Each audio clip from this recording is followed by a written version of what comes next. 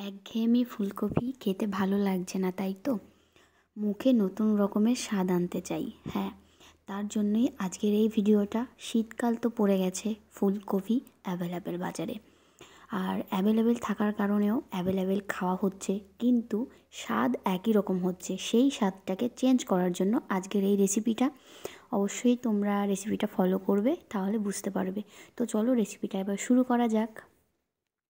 এখানে আমি একটা ফুলকপি নিয়েছি। হ্যাঁ, ফুলকপিটা কিন্তু টাটকা হতে হবে। টাটকা ফুলকপি না হলে কিন্তু রান্না করতেও ভালো লাগবে না, আর খেতে তো একদমই ভালো লাগবে না। তো চলো আগে ফুলকপিটাকে কেটে নেওয়া যাক।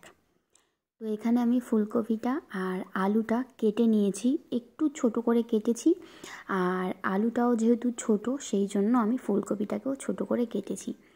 তো এখন এগুলোকে একটুখানির জন্য বয়েল করতে হবে আমাকে।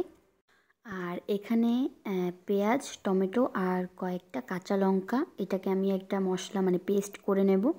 আলু ফুলকপির এই রেসিপিটা কিন্তু তোমরা গরম ভাতের সাথে আর রুটির সঙ্গেও খেতে পারো, পরাটার সঙ্গেও খেতে পারো। এমনভাবেই আজকের রেসিপিটা করা।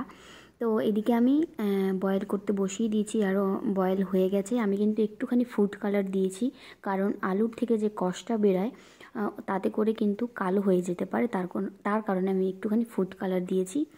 আর এদিকে পেঁয়াজ কুচিয়ে নিয়েছি, কড়াইয়ে বাটার দিয়ে দিচ্ছি। অবশ্যই কিন্তু বাটার দিতে হবে।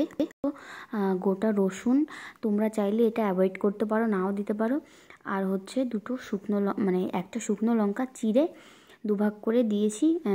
আর এদিকে আমি সিদ্ধ করা আলু আর ফুলকপিটাকে একটুখানি লাল লাল করে ফ্রাই করে নেব।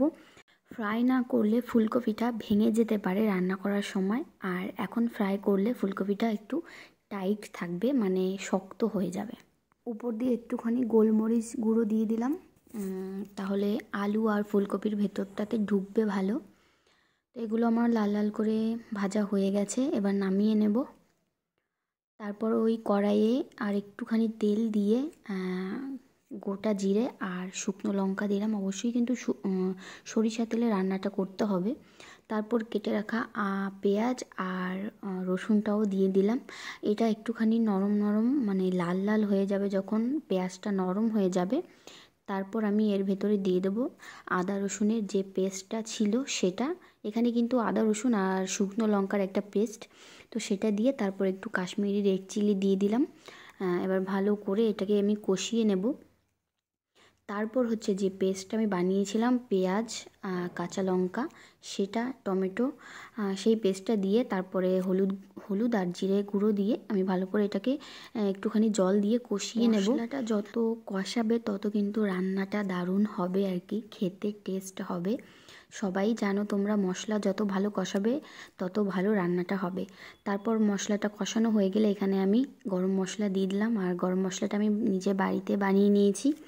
আর এখন গরম মশলা দেওয়ার কারণটা হচ্ছে সবজির ভেতরে গরম মশলাটা ঢুকলে খেতে দারুণ লাগবে।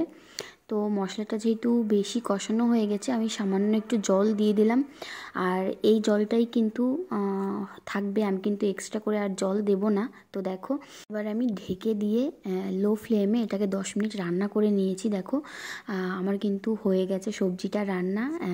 উপর থেকে আমি একটুখানি গরম মশলা দিয়ে দেব। তো দেখো আলুটাও কত সুন্দর গলে গেছে। আমি কিন্তু একেবারে লো ফ্লেমে রান্নাটা করেছি। তো গরম মশলা দিয়ে এবার ধনেপাতা কুচি দিয়ে আমি এটাকে নামিয়ে নেব। আর নামিয়ে তোমাদেরকে দেখাচ্ছি এটা দেখতে কতটা সুন্দর হয়েছে, খেতেও কিন্তু দারুণ হয়েছে। একটু ঝাল ঝাল হবে রান্নাটা, তাহলেই না দারুণ হবে। তো হয়ে গেছে, আমি নামিয়ে নিয়েছি। আর শুধু দেখো কতটা সুন্দর লাগছে দেখতে, গ্রেভিটা জাস্ট দারুণ লাগছে। রুটির সঙ্গে এটা খেতে জমে যাবে একেবারে। তোমরা বাড়িতে একবার ট্রাই করে দেখো কেমন হয়। আশা করি তোমাদের রান্নাটা ভালো লেগেছে। যদি ভালো লেগে থাকে তাহলে অবশ্যই কমেন্ট করো। আর যারা চ্যানেলটি সাবস্ক্রাইব করোনি তারা অবশ্যই চ্যানেলটিকে সাবস্ক্রাইব করে দিয়ে আমার পাশে থেকো। আর পাশে থাকা যে বেল আইকনটি ওটাকে প্রেস করে রেখো। চলো টাটা।